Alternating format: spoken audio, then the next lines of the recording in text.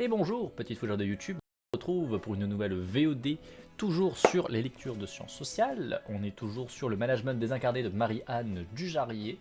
Et on en est arrivé à la partie les normes sociales de la mobilité dans un espace professionnel à 3 dimensions. Ça a l'air compliqué, hein. Comme d'habitude, je vous le rappelle, n'hésitez pas dans le chat et dans les commentaires à poser des questions, éventuellement s'il y a des termes qui vous semblent pas clairs, à poser des questions si ça vous fait penser à quelque chose d'autre et que vous voulez aborder la question, si vous voulez partager un témoignage également, parce que vous avez vécu quelque chose d'équivalent à ce qui est décrit, enfin il n'y a vraiment aucun problème, au contraire vous y êtes le bienvenu, et donc du coup n'hésitez pas n'hésitez pas. Et puis que vous dire d'autre.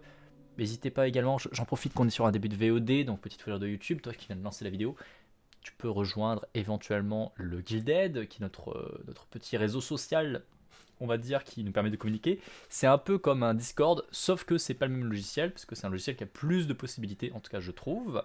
Et donc on a fait un serveur Guilded qui est accessible à tous, et qui vous permet du coup d'échanger sur les news, sur différentes thématiques. Donc n'hésitez pas à nous rejoindre, on y est bien et on papote bien, on peut même s'organiser des parties pour jouer, pour faire du jeu de rôle, enfin plein de trucs comme ça, c'est plutôt cool. N'hésitez pas à venir voir sur Twitter également, parce que j'ai un Twitter que j'essaye d'un petit peu plus activer ces temps-ci, hein. J'essaye d'être un peu plus présent sur les réseaux sociaux, ça reste discutable on va dire, parce que je suis pas très poussé sur ça, mais quand même, voilà, j'essaie de faire acte de présence. Et puis voilà, et puis tout simplement n'hésitez pas à partager la chaîne, que ce soit la chaîne Twitch ou la chaîne YouTube, n'hésitez pas à partager les vidéos, notamment les vidéos de lecture de sciences sociales, à des gens qui pourraient en être intéressés, qui pourraient trouver ça intéressant, pourrait ça trouver curieux, qui pourrait essayer de venir échanger avec nous. Voilà.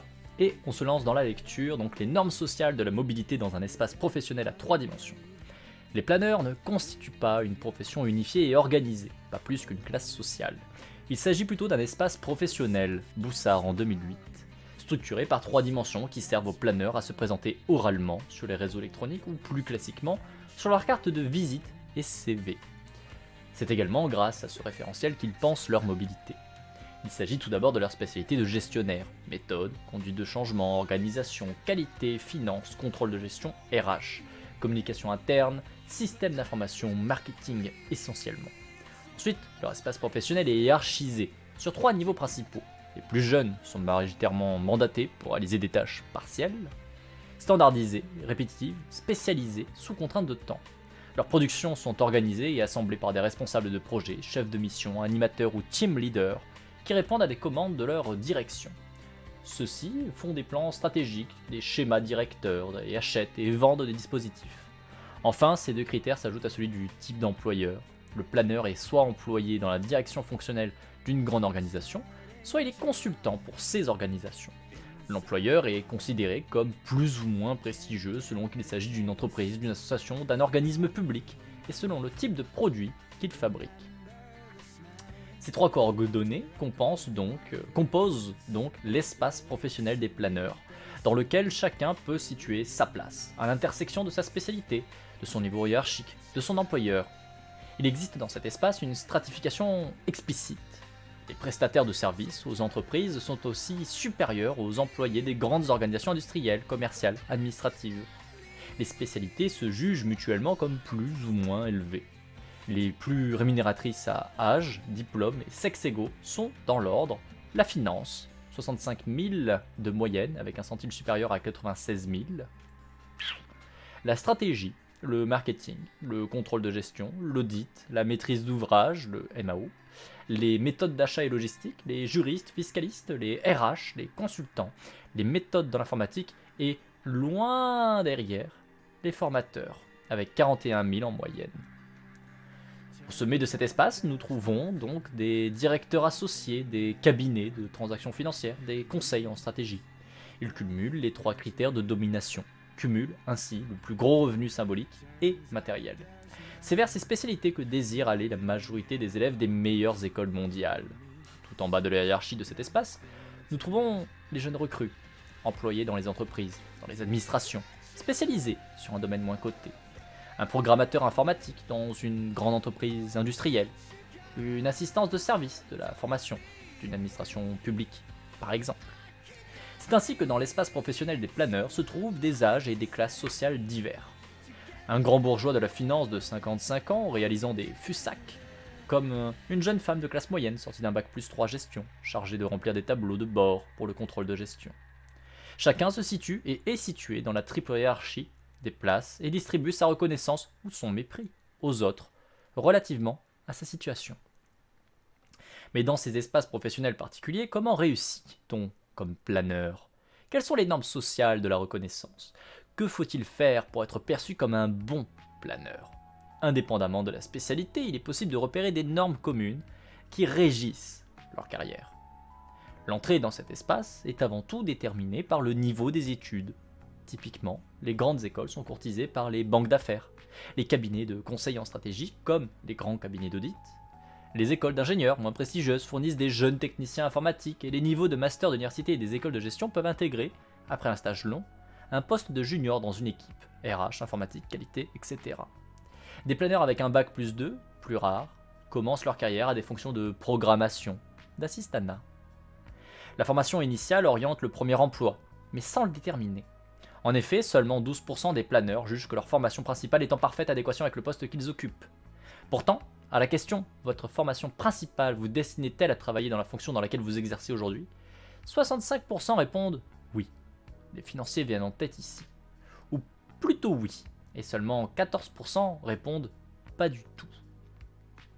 Ces réponses suggèrent, comme les entretiens le confirment, que ce sont moins les apprentissages académiques et techniques qui comptent dans la formation initiale qu'un certain rapport au savoir, au travail, à l'accès à un réseau social. Dès la recherche de stage, les embauches s'obtiennent prioritairement par l'activation du réseau, alors essentiellement familial ou scolaire.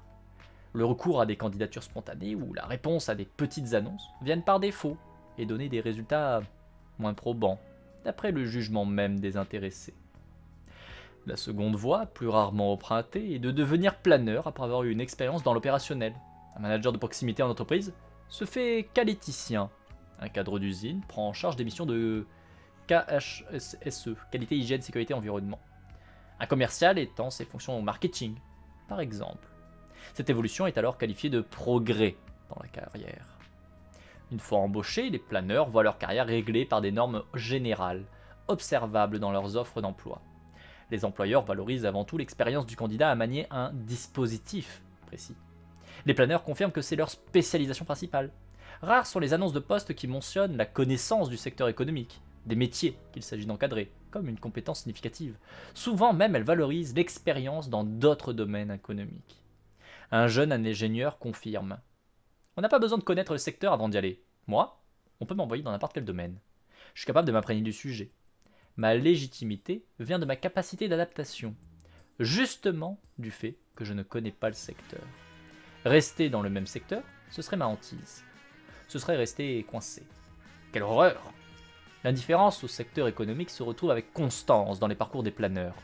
Les employeurs valorisent la mobilité sectorielle, qui fait passer un DSI du secteur aéronautique à celui de la banque ou du BTP, avec les mêmes facilités qu'un DRH dans l'industrie agroalimentaire produit sa carrière dans le secteur public hospitalier. Les méthodes s'appliquent à tout type de produits et d'organisation. Ce qu'ils contribuent à fabriquer n'a pas d'importance pour eux, disent-ils généralement. Cette indifférence facilite leur mobilité, et vice-versa. Ils ne sont donc pas des experts, quand bien même ils utiliseraient parfois ce terme pour vendre leurs prestations. Ils convoquent ce terme pour souligner leur expérience sur des méthodes et des processus bien plus que pour dire qu'ils possèdent un savoir pointu dans un secteur productif précis. En bref, ils savent rien faire, mais ils doivent tout faire. D'après ce qu'ils en disent, et ce qu'ils donnent à voir sur leur CV, il est très rare pour un planeur de changer de fonction et d'entreprise et de grade simultanément. La mobilité s'opère seulement sur un seul des trois axes. La promotion hiérarchique dans sa spécialité. Un consultant en optimisation industrielle devient alors chef de projet. Un contrôleur de gestion de site devient directeur de tous les sites, par exemple. Le changement de spécialité dans la même entreprise, au même grade, de l'informatique à l'organisation, ou de la finance à la stratégie, par exemple. Ou le passage du conseil aux grandes entreprises, ou vice-versa, dans sa spécialité, à grade équivalent.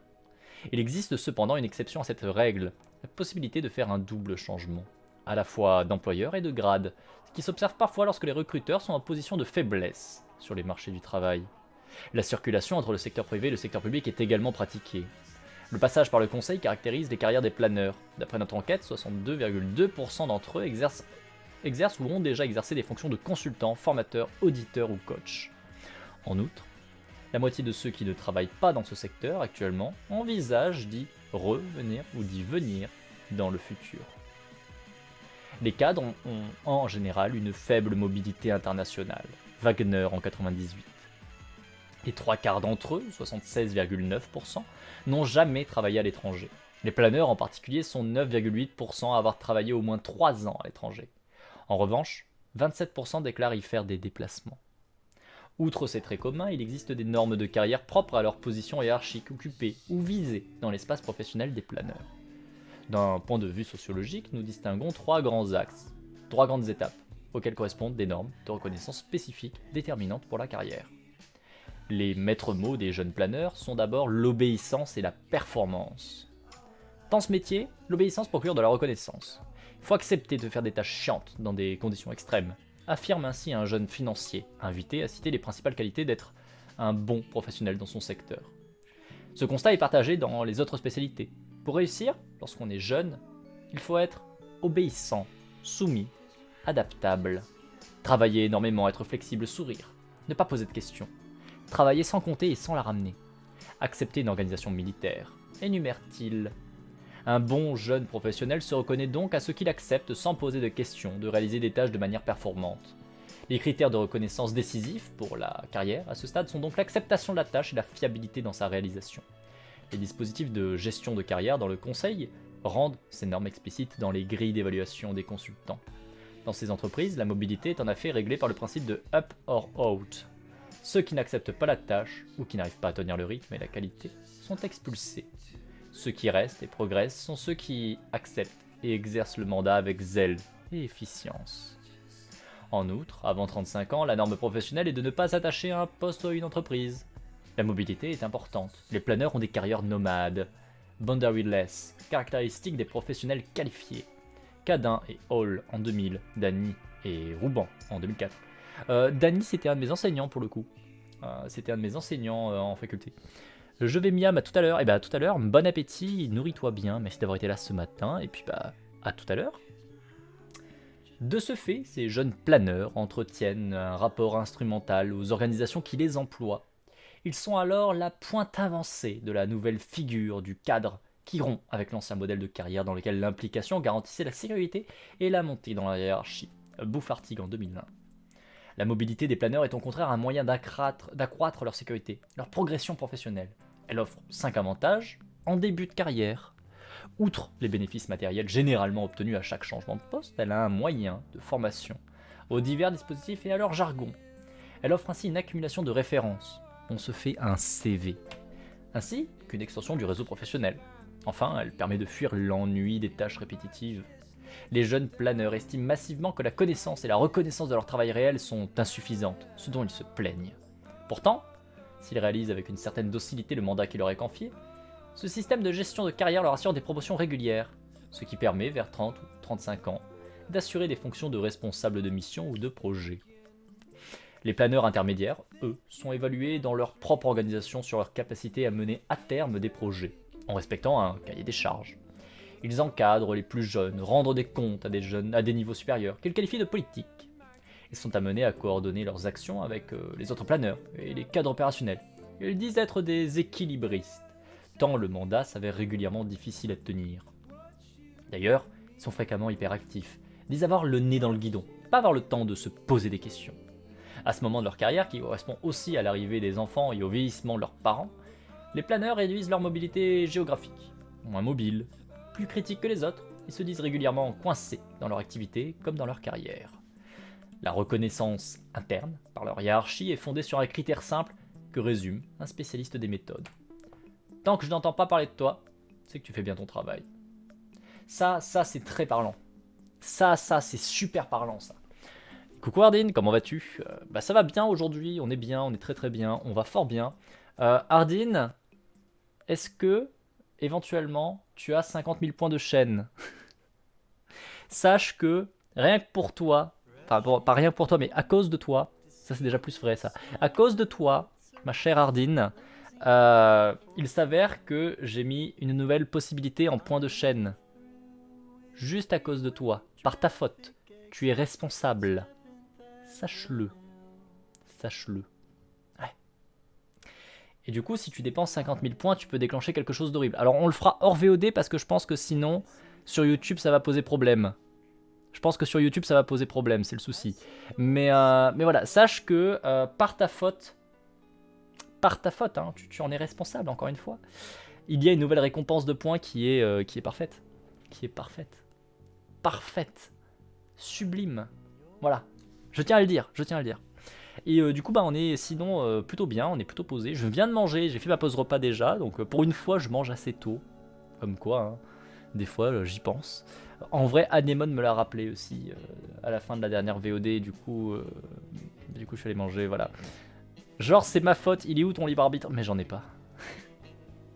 Je ne suis que soumis au contexte, comme tout être humain. Bien sûr. Nul n'a le vrai contrôle sur lui-même. Le libre arbitre, ça n'existe pas. C'est faux. C'est une croyance. Bref. Sinon, du coup, on est sur le management désincarné de Madame Dujarier, de Anne-Marie Dujarier. Et là, on est en train d'avoir un peu un retour sur comment est-ce que ça marche, les planeurs, comment est-ce qu'ils envisagent leur métier, et ainsi de suite. Les tenants et aboutissants, sur quel cadre, sur quels axes est-ce que ça se met en place, ils sont pensés et créés. Et ce qui est super intéressant, c'est vraiment ça, c'est cette phrase-là qu'on vient d'avoir. Tant que je n'entends pas parler de toi, c'est que tu fais bien ton travail. Ça, c'est quelque chose qui est extrêmement prenant, extrêmement vrai, parce que c'est quelque chose que j'ai entendu dans toutes les situations de travail où je suis passé. Toutes les directions m'ont toujours sorti ça, et notamment j'avais une DRH qui justifiait le fait qu'elle était une bonne DRH, parce que, justement, moi, dans mes entretiens avec le personnel, je n'entendais pas parler d'elle. Et donc pour elle, c'était le signe qu'elle était une bonne DRH, c'est que aucun employé parlait d'elle. Alors que concrètement, ce que je lui ai remonté, c'est que les gens, tous autant qu'ils sont, tous les employés, tous les salariés, avaient le même retour qui était, de toute façon, en cas de problème, on se débrouille entre nous. De toute façon, en cas de problème, on est obligé de se démerder entre nous. Donc si on parle pas d'elle, c'est pas parce que elle fait bien son travail, c'est parce qu'ils ont absolument aucun espoir, ni de près ni de loin, qu'elle puisse faire quoi que ce soit en cas de souci. Alors qu'elle est la DRH, alors qu'elle est censée être la personne qui est là pour s'occuper des putains de ressources humaines, quoi. Et ça, pourtant, c'est une phrase qui ressort constamment, hein. Le fait de dire si j'entends pas parler de toi, c'est que je fais bien mon travail, enfin, c'est que tu fais bien ton travail. Et ça, c'est vraiment tellement bien intégré dans ces métiers-là, que c'est même notamment ce qu'ils vont utiliser pour qualifier eux-mêmes leur travail. Si on parle pas de moi, c'est que je fais bien mon travail. Mais non, non, si on parle pas de toi, c'est que t'es invisible. Si t'es invisible, c'est pas que tu fais bien ton travail. C'est certainement pas que tu fais bien ton travail. Non, non, non. C'est tellement ouf ça. Cette phrase-là, elle ressort tellement régulièrement. Oh, et elle me fait péter un câble. Elle me fait péter un câble. Voilà. Et sinon, comment vas-tu, toi, du coup? Comment vas-tu, Ardine? Est-ce que ça va bien aujourd'hui? Tu es en repos? Tu es en cours? Tu es en train de danser la polka? Je sais pas. Mais que fais-tu de beau? Comment que tu vas? Ils sont ainsi évalués sur le fait de contenir à leur niveau les problèmes concrets. Il faut tenir les délais, les budgets, la qualité, sans faire de vagues. Mon chef m'aime parce que je lui dis que je m'occupe de tout. Ce qu'il veut, c'est des résultats, sans avoir le détail. Il veut pas le savoir. Analyse cet autre planeur, chef de projet informatique. Ils n'ont généralement que peu de possibilités d'évolution hiérarchique au terrain de l'organisation qui les emploie, dans la mesure où les postes dans leur spécialité sont limités quantitativement. Peu d'entre eux passeront au grade supérieur, puisqu'ils arrivent sur un marché du travail de plus en plus étroit. Aussi, les mobilités se font plus rares dans l'organisation qui les emploie. Elles sont potentiellement plus nombreuses en dehors d'elles. Bien, je sors de cours et je me prépare pour d'autres exos. Ok, bah bon courage alors, mais mets-toi bien tant que t'es là, pose-toi, installe-toi, on est bien. On s'énerve un peu sur le monde du capitalisme et on crache un peu dessus, mais en même temps c'est le monde du capitalisme, alors ils méritent qu'on les crache dessus quoi. Ces planeurs usent eux-mêmes rarement du terme de marché du travail, préférant parler de réseau. Je reste là toute la journée, je fais des révisions. Ok. C'est méchant. Le monde du capitalisme? Oui, c'est vrai que c'est méchant. Celui-ci désigne un ensemble de pairs et d'employeurs gravitant dans leur domaine de spécialité, avec qui ils entretiennent des échanges d'informations sur les postes et des contacts utiles pour y accéder. Il s'agit de leurs liens faibles, dont nous connaissons la force pour changer d'emploi. Granovetter en 2000, et que les plus ambitieux entretiennent scrupuleusement. L'enjeu est de s'y construire une réputation comme bon maître d'œuvre et de dispositif, si possible de grande ampleur, à la mode et dans des organisations importantes, ce qui leur permet d'être embauchés sur des projets encore plus gros et innovants, ou, s'ils ont les compétences et les réseaux nécessaires, de devenir maître d'ouvrage ou directeur. Notons que la reconnaissance hiérarchique interne et la reconnaissance technique externe font peu de cas de l'évaluation de leur travail, du point de vue de ses effets dans l'organisation. Les transformations opérées sur les emplois et l'activité des autres travailleurs n'entrent pas dans le système de reconnaissance professionnelle, pas plus que finalement la rentabilité des dispositifs eux-mêmes. En outre, n'ayant pas d'ancrage dans un secteur, ils ne font généralement que passer. Ils ont l'intérêt, pour s'intégrer, à soutenir les réformes portées par le niveau supérieur. Bellorgui en 2010. Ça aussi c'est super intéressant. Ça revient sur ce qu'on avait déjà présenté plus tôt dans la lecture. Alors je crois pas aujourd'hui, je crois que c'était dans les précédents lives, où justement on mettait en avant que un truc qui est très étonnant, c'est que leur travail permet notamment la promotion potentielle pour les employés qu'ils vont encadrer. C'est eux qui vont déterminer si les employés encadrés vont avoir le droit ou pas d'avoir des promotions. Et en même temps, eux par contre, n'ont pas leurs promotions qui sont bloquées par ça. C'est-à-dire qu'ils mettent en place des outils d'encadrement qui permettent de déterminer d'un point de vue purement quantitatif des éléments qui n'ont pas forcément beaucoup de probité, pas beaucoup d'intérêt, enfin c'est pas forcément très concrètement ce qui représente le sens du travail et ce qui se passe au sein du travail des employés, mais pour autant ce quantitatif qu'ils mettent en place qui encadre le travail des personnes permet ou pas à ces personnes encadrées d'avoir des promotions, et généralement pas en l'occurrence. Et là par contre eux ne sont pas soumis à ça, eux obtiennent des compétences et on veut obtenir en tout cas selon leur milieu des compétences du simple fait d'avoir posé tel ou tel outil d'encadrement et vont de fait obtenir par la suite en récompense des promotions au sein de leur structure comme au sein d'autres structures. Eux ne sont pas limités et ne sont surtout pas évalués en fonction du quantitatif de leurs actions, de leurs dispositifs. Ils obtiennent des promotions, ils obtiennent simplement des promotions mécaniquement parce qu'ils ont mis en place tel ou tel processus. Et on n'étudie pas l'intérêt du processus, on ne va pas voir si concrètement d'un point de vue de résultat, le processus qu'ils ont mis en place a apporté un réel mieux.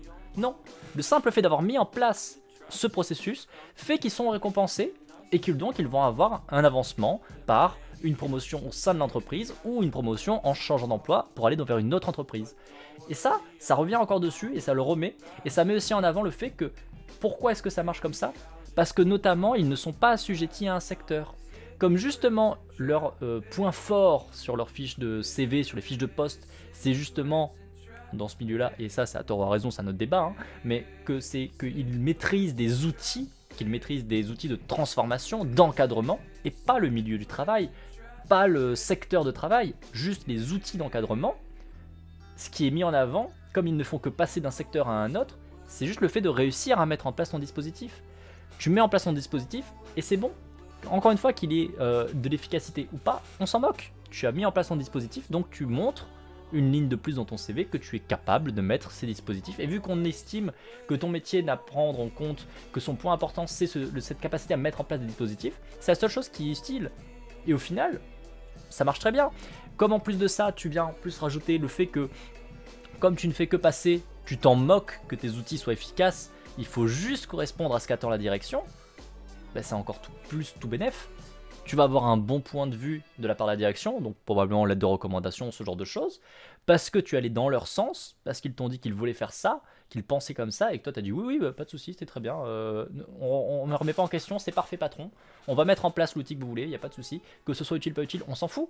Le patron est content parce que vous avez allé dans son sens, et de toute façon, vous avez prévu déjà de vous casser dans un autre secteur, puisque de toute façon, vous vous attachez pas au secteur. Finalement, c'est tout bénef pour eux. Et ça le montre tellement bien. c'est tellement la cristallisation de tous les problèmes de ce milieu. Je trouve que c'est extrêmement parlant avec ça. Bref, je reprends la lecture. Le haut de cet espace est occupé par les directeurs des différentes spécialités, DSI, DRH, etc. Leur tâche consiste essentiellement à bâtir dans leur spécialité des stratégies, supportées par des dispositifs. Nous trouvons aussi à ce niveau de les dirigeants, généralement actionnaires, des cabinets de conseil, d'audit, de finance, c'est-à-dire des acheteurs et des offreurs de dispositifs. Ils sont ceux dont les planeurs intermédiaires disent qu'ils ne veulent pas le savoir. L'accès à ce niveau est limité par le diplôme, le genre, la race, la classe sociale quoi qu'en disent les affichages méritocratiques des méthodes de recrutement et de promotion. Ainsi, plus on monte dans la hiérarchie de cet espace social, plus on trouve des hommes, héritiers, blancs, diplômés des meilleures écoles, confirmant les résultats des diverses recherches en sociologie des élites. Oh, c'est étonnant! Oh là là, on ne s'y attendait vraiment pas, on pensait qu'au contraire c'était que au mérite que ça marchait, et en fait non, c'est ultra discriminant. Oh, oh, oh franchement on s'y attendait pas, hein. C'est la surprise. Hein. Ah là là, hein, on tombe des nues. Hein. Non. Non.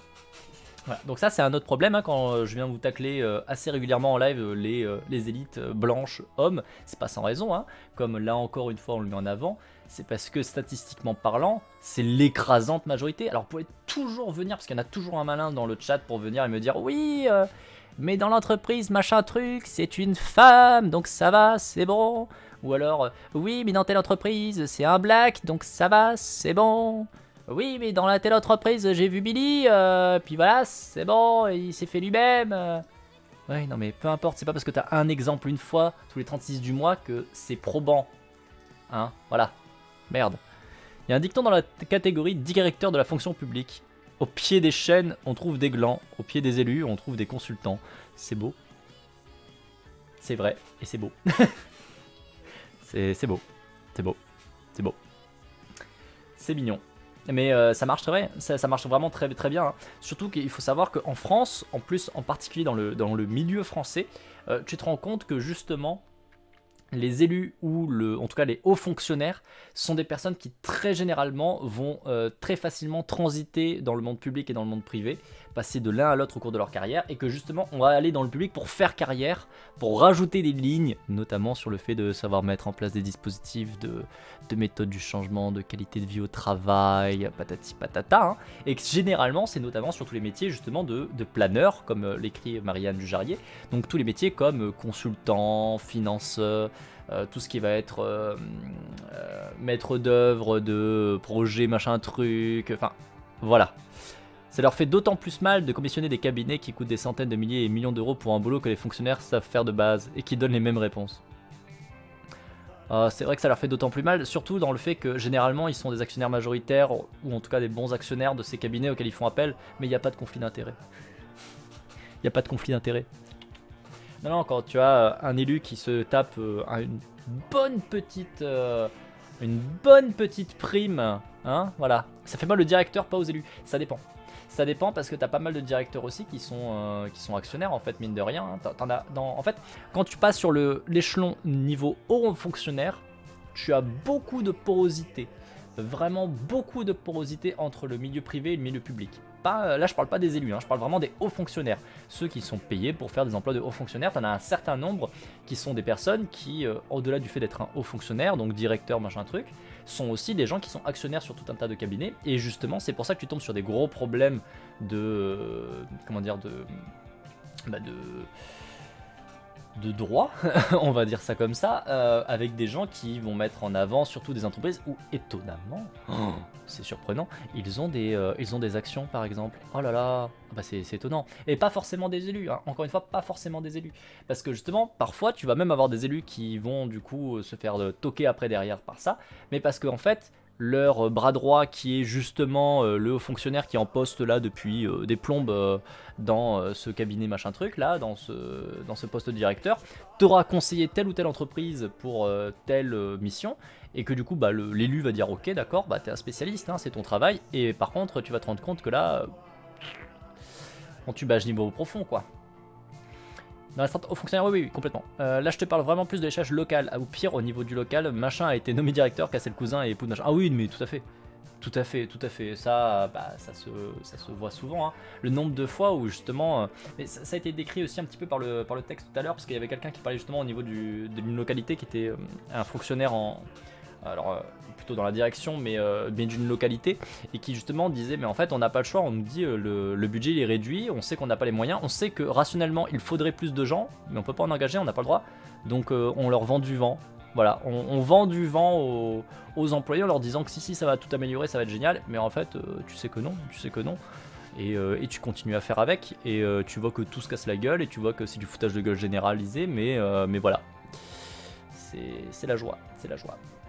Mais bon, ça pour le coup des cousins et époux de machin, t'en as tellement plein. C'est impressionnant quand tu vois au niveau là il y a un village pas très loin, quand tu regardes un petit peu comment ça marche, tu te rends compte que en fait machin qui est placé là, en fait il est dans la famille du maire, tu te rends compte que l'autre en fait c'est parce qu'il lui a filé des thunes, enfin tu vois tellement de trucs qui sont tellement discutables, c'est oufissime.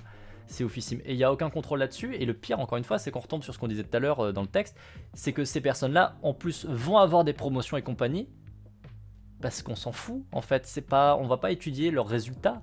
Ça ne compte pas. On regarde juste leur CV. On regarde juste ce qu'ils ont mis en place. Ils ont mis en place le processus, machin truc. Ah bah c'est bon, vas-y. Hop, promotion. Et c'est impressionnant, quoi. Enfin, c'est vraiment du foutage de gueule. Quand j'ai fait mon stage aux archives municipales, j'ai trié des fiches de paye d'il y a 15 ans arrière. C'était rigolo de voir 3 fois le même nom de famille avec des salaires sympas. Ah bah oui, hein. Ah bah oui. Ouais. Ça, c'est toujours cool. Hein. C'est toujours cool. Je reprends un peu le texte. La reconnaissance y est construite dans un réseau social sélectif. Ils n'appellent pas un avocat, ils m'appellent moi. C'est-à-dire qu'ils me connaissent déjà, ou sont conseillés par des amis, des relations. Je suis leur interlocuteur. On nous appelle pour une question qu'ils pensent être juridique. Ils me demandent quelles seront les conséquences. Comment communiquer? Que répondre à l'inspection du travail? Dans la relation, on dépasse le juridique. On déborde sur la vie personnelle souvent.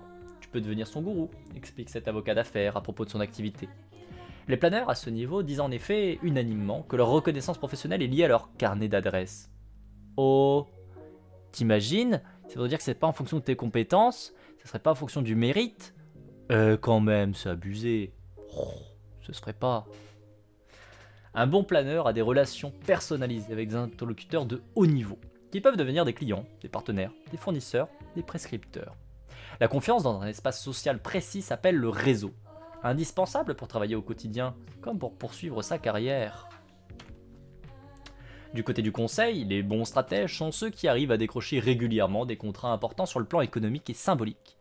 Du côté des entreprises, des administrations, ce sont ceux qui déploient des nouveaux projets. En effet, un DRH, un consultant ou un DSI qui n'alignerait pas sur leur CV des lancements de projets innovants auraient du mal à être reconnus dans leur réseau et sur le marché du travail. L'entretien de ce qui existe, la préservation d'un patrimoine, l'efficacité des routines ou la pérennité des organisations sont tout l'inverse du beau geste dans ces métiers, tendus vers la créativité, la sophistication formelle. Les conversations entre pairs concernent ces innovations, comme le dit Bernard avec émotion. Il faut par exemple avoir implanté un tout nouveau système d'information, créer de nouveaux services, mis en place une organisation apprenante, monter un nouveau produit financier sophistiqué. Ce qui est affiché comme une nouveauté, une innovation ou même une révolution est valorisante pour une carrière. Ces critères de reconnaissance professionnelle l'emportent sur tous les autres, par ailleurs réputés inévaluables. La dynamique de la reconnaissance joue donc ici en faveur de la prolifération des dispositifs nouveaux, de leur empilement, de leur succession précipitée, ce dont se plaignent régulièrement les cadres opérationnels. D'ailleurs, parlant de ça, le népotisme c'est un mérite, tout le monde ne sait pas bien serrer une main, et pense aux pauvres gens qui sont aimants, qui n'aiment pas le champagne, et qui sont allergiques au homard. Ah bah oui, comme de Ruggie, on a bien vu, hein, ça l'a tué, hein, sa carrière. Ah là là, elle est compliquée. Hein. Parlant de ça, typiquement j'ai un cas. Je vous parle souvent d'une personne qui du coup son métier, c'est de virer les gens sans qu'ils se rendent compte qu'ils sont virés et du coup faire en sorte que les gens partent d'eux-mêmes pour pas qu'il y ait de poursuites judiciaires ou autres sur l'entreprise, pour limiter les coûts. Voilà, ça c'est son travail. Et les psychologues sociaux. Donc, comme vous le savez, je juge très fortement cette personne et cette activité en particulier. Je trouve que c'est du foutage de gueule de botter en touche comme lui en mode oui non mais je touche un salaire donc ça va, moi je trouve que c'est de la merde mais bon il faut bien vivre patati bref, on va pas revenir dessus. Sachez que cette personne c'est l'exemple même de ce qui vient d'être décrit dans le texte. C'est un homme blanc issu de famille aisée. Donc déjà vous tombez bien, là vous tombez bien, hein, vous avez un bon début de personnage. Il se trouve que, grâce aux relations de son paternel, qui travaille dans une multinationale, étonnamment, il a réussi à être engagé dans une association qui a été créée par l'entreprise. L'entreprise, en fait, fait un truc incroyable. Vous allez voir, je vais vous le mettre en avant, et vous allez voir que franchement, vous allez vous dire « Oh, c'est trop bien, c'est trop intelligent ». L'entreprise, qui est donc une entreprise internationale, met en place quelque chose d'incroyable. En fait, elle a créé une association qui s'occupe d'amener les enfants des employés en vacances. Là, comme ça a l'air bien. Hein. Comment est-ce que ça se passe? Concrètement, c'est des stages d'éveil et de vacances pour les faire sortir et voir des pays différents, tout ça. Cool.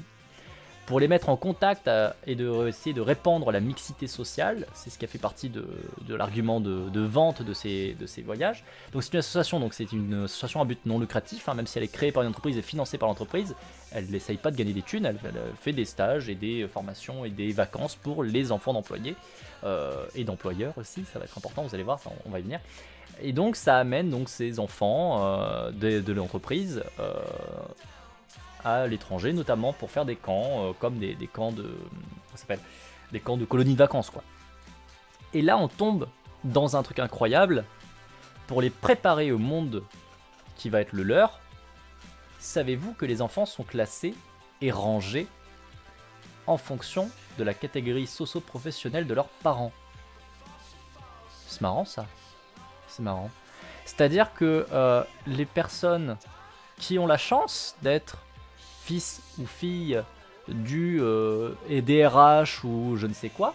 Non mais on va y arriver pour la mixité sociale, t'inquiète, tu vas voir, ça va être bien. Sont placés dans des dortoirs spécialisés, enfin, qui leur sont réservés, qui ont des meilleurs avantages, on va dire. Et étonnamment, les enfants issus du coup des employés de plus bas niveau sont rangés dans d'autres dortoirs avec notamment une plus grande quantité. Tout ça, c'est rigolo. Et donc, là on y arrive sur le niveau de mixité sociale. Voyez-vous, pour faire tourner ces camps, vu que c'est une association et tout, qui essaie justement de mettre en avant le fait de se préparer au monde futur, de préparer vos enfants au monde futur, ces enfants vont notamment réaliser tout un tas de tâches pour réaliser, on va dire, la pérennité de la colonie de vacances. Par exemple, ils vont faire la vaisselle, ce genre de choses, ils vont faire le ménage, ainsi de suite. Ce qui est marrant, c'est que ces stages-là coûtent cher. Même si pourtant c'est une association, hein, il faut quand même mettre un peu d'argent dedans quand tu es un parent pour pouvoir y envoyer ton enfant, parce que quand même ils vont à l'étranger, tout ça coûte cher les billets, hein, oh là là. Et donc du coup, on se retrouve avec notamment les personnes qui sont peu aisées, donc les employés basiques hein, concrètement, qui font que leurs enfants vont faire beaucoup plus de tâches de ménage et compagnie. Mais là où on vient dans la mixité sociale, c'est intéressant, c'est qu'il y a une semaine dans le fameux stage, où en fait on inverse les rôles, c'est les enfants des patrons et compagnie qui vont devoir faire le ménage et les autres qui vont être servis. Une semaine sur 3. Et donc là, c'est là où on apprend la mixité sociale, c'est que, regardez, on vous fait les remplacer.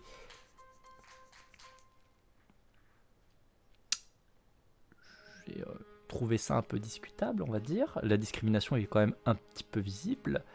Je me disais bien qu'il fallait discriminer à l'argent au début. Bah oui, bien sûr. Donc on se retrouve sur des situations géniales en stage. Et donc lui, ce qui est marrant, c'est qu'il te met en avant un truc très intéressant dans son CV, c'est ce qu'il met notamment, c'est que ça met en avant la mixité sociale, ça permet aux enfants et aux adolescents de prendre conscience du futur, du monde du travail, de les rendre opérationnels, compétents, de leur développer des savoir-être et ainsi de suite. C'est super rigolo. Alors que concrètement, notamment mes enseignants, parce que quand il en avait parlé en enseignement en faculté, notamment il disait, mais du coup, si vous laissez toujours les deux classes séparées, si vous laissez toujours les deux groupes séparés, quand bien même vous dites aux enfants de dirigeants et compagnie de s'occuper de faire la cuisine, le ménage, tout ça pendant une semaine à la place des autres, c'est pas la mixité sociale. En fait, vous renforcez les comportements de groupe. En fait, vous renforcez la cohésion de groupe. Vous voyez ? Et du coup, vous continuez à polariser les deux groupes séparés, des pauvres et des riches. Du coup, c'est pas de la mixité sociale. C'est beaucoup de choses, mais c'est pas de la mixité sociale. En fait, tu polarises du coup probablement les discriminations, tu polarises le ressentiment, notamment les petits fils et filles de riches qui du coup se retrouvent à devoir faire le ménage et compagnie, vu que c'est pas du tout ce qu'ils font le reste du temps, probablement que ça va leur faire incroyablement élevé au niveau frustration, colère et tout ça, et donc du ressentiment envers les pauvres là, parce que tu t'abaisses à leur niveau, hein, tu vas devoir faire leurs tâches, alors que c'est leur tâche justement, enfin voilà, vous mettez quand même toutes ces situations-là. Le fait que vous séparez avec les dortoirs, pareil, les dortoirs qui sont plus chargés quand vous êtes un enfant pauvre, non c'est bien. Le fait que les enfants pauvres du coup doivent participer à tout ce qui est ménage et compagnie, tout le reste du camp de vacances parce que justement le billet est trop cher. En fait, vous faites beaucoup de choses, mais vous faites pas de la mixité sociale. Et c'est là où tu tombes sur ce genre de mécanique, comme là, c'est décrit, où on va te dire non, mais ils vont mettre en avant des systèmes, des innovations, patati patata, alors que pas du tout. La seule chose qui compte, c'est ton carnet d'adresse. Et là, notamment, tu permets de, dès le début, dès leur jeune âge, tu vas commencer à mettre en place leur carnet d'adresse. Parce que tu as renforcé le groupe social des riches. Tu l'as renforcé encore un petit peu plus. Tu leur as dit, regardez, ça, c'est votre groupe à vous. Et ça, c'est leur groupe à eux, là, les pauvres, les nuls, là-bas. Hein. Eux, on s'en fout. Ils iront laver vos chaussures d'ailleurs plus tard, hein. Ils seront là pour vous. Hein. D'ailleurs, de toute façon, vous l'avez vu dans la semaine, vous vous êtes mis vous une semaine à leur niveau, hein, mais les 3 autres semaines, c'était eux hein, qui étaient à votre niveau. Enfin, qui étaient sous vos chaussures. Bah oui, c'est comme ça que ça marche, c'est le monde. Hein. Faut bien apprendre les règles du monde rapidement. Donc voilà, c'est là où vous tombez sur ce genre de truc qui est extrêmement parlant quand vous avez ce genre de texte qui va vous remontrer ça, que ce qui compte, justement, ça va être votre putain de côté carnet d'adresse, sur le fait que les gens vont venir vous contacter par faveur directe, en ayant un ami qui va dire bah oui attends je connais quelqu'un et compagnie, et vous n'allez pas chercher sur les compétences, vous allez juste chercher quelqu'un qu'on vous a recommandé, vous allez juste chercher sur le fait que entre élites, bah, vous allez chercher d'autres élites, vous n'allez pas faire autrement, étonnamment. Et que la mixité sociale, bah, c'est joli, mais c'est du vent, c'est du gros flanc.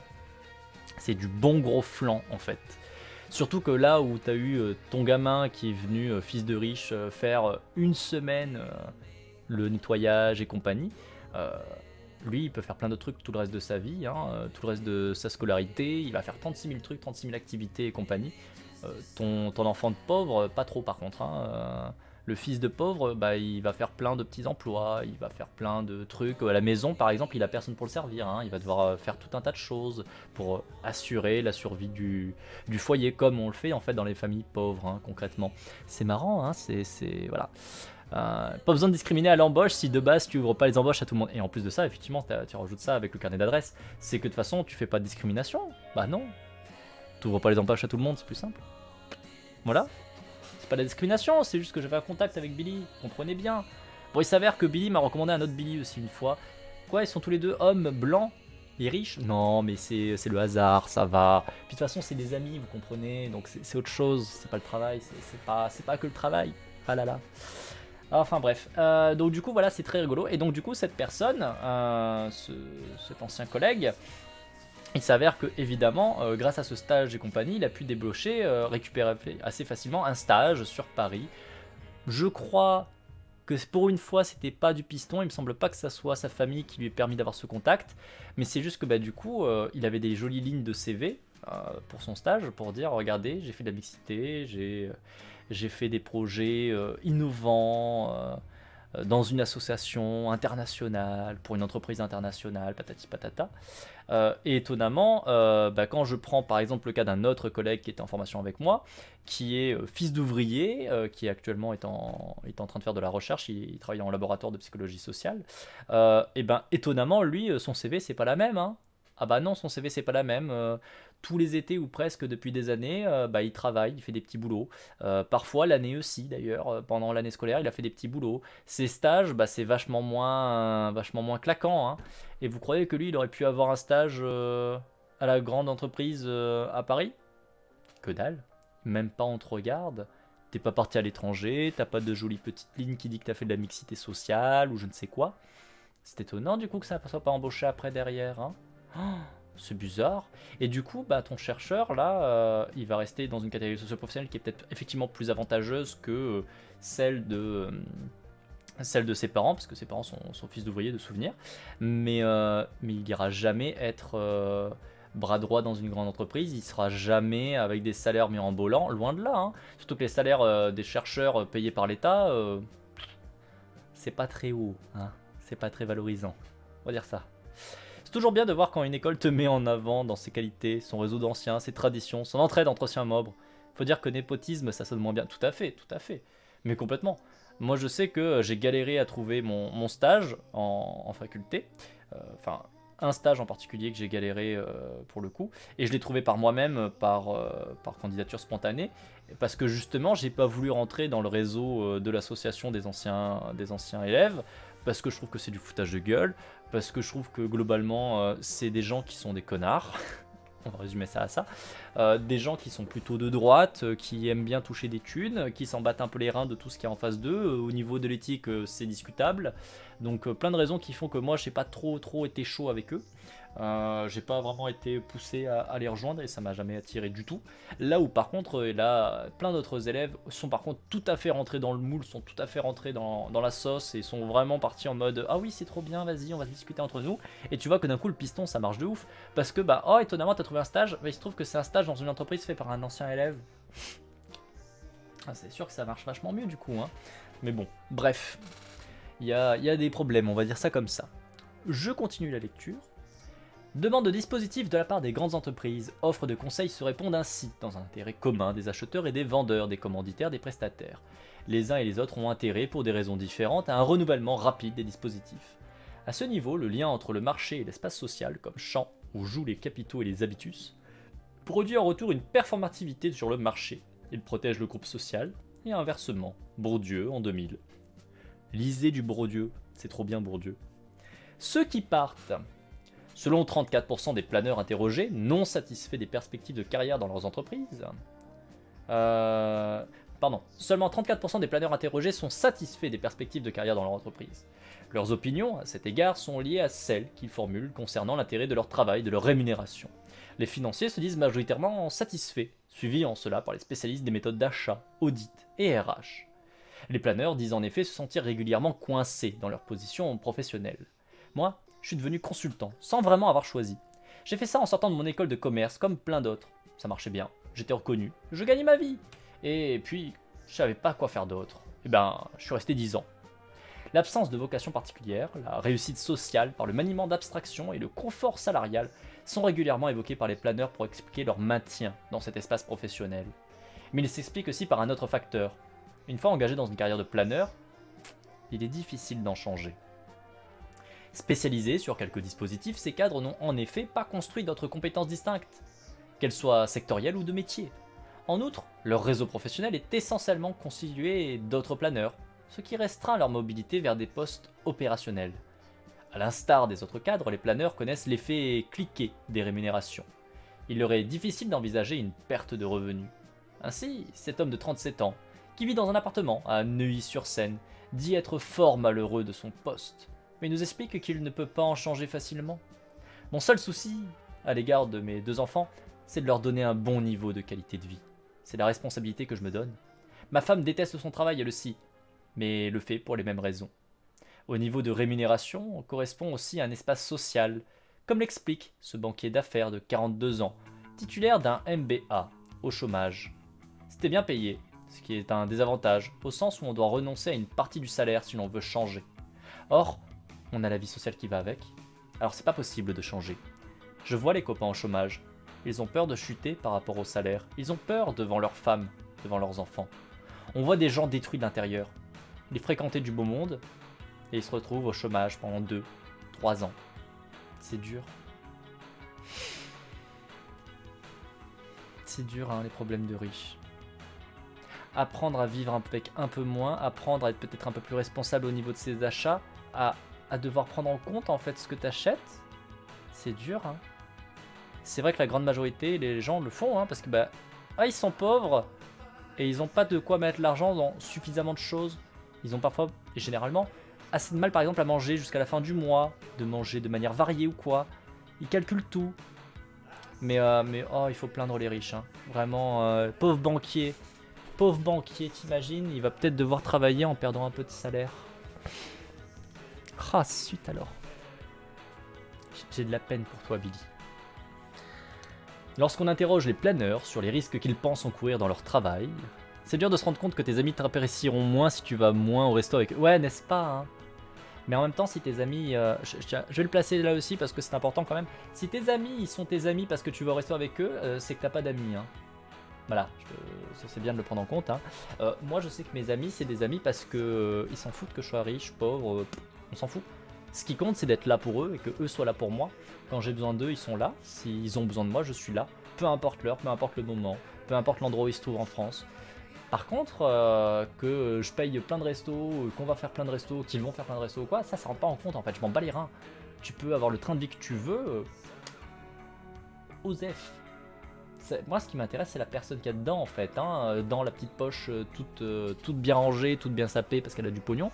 Ou pas, d'ailleurs, du coup. C'est ce qu'il y a dedans qui m'intéresse. Et c'est pour ça que j'ai une manière assez violente avec un certain nombre de personnes qui sont dans mon entourage, parfois, et que je vous envoie péter, mais violemment, si, notamment, on se fait plus de repas et que du coup, vous disparaissez. Si, je vais prendre un cas un peu concret, hein, mais si vous avez par exemple le cas de la crise Covid qui fait que de fait on n'a plus trop pu sortir parce qu'il y avait confinement et tout ça, il y a des personnes qui ont disparu. Disparu. Vraiment, pouf, plus rien. Ben, en vrai, ça montre juste que vous n'étiez pas des amis. S'il vous faut du contact par notamment des activités comme les repas en resto et tout, non, je suis désolé, non.